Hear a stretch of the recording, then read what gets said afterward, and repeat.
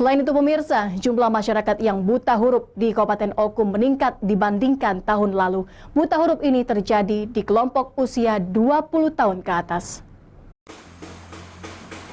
Angka masyarakat yang buta huruf di Kabupaten Ogan Komering Ulu mengalami peningkatan dari tahun 2020 hingga 2021. Data Badan Pusat Statistik Kabupaten Oku menyebutkan di tahun 2020 terdapat 0,75% masyarakat Oku yang buta huruf. Sedangkan di tahun 2021 terdapat 1,87%. Terdapat kenaikan jumlah masyarakat yang buta huruf sebesar 1,12%.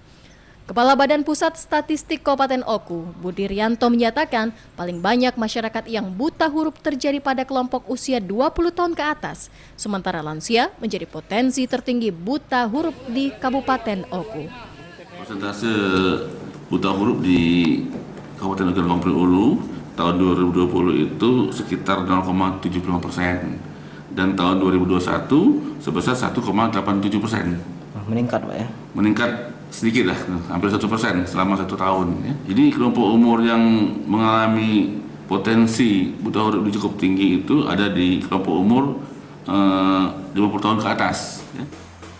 Menurut Budi Rianto, penyebab buta huruf di usia 50 tahun ke atas atau lansia disebabkan saat usia mudanya kemungkinan tidak mengikuti pendidikan formal atau sekolah dan pendidikan non-formal.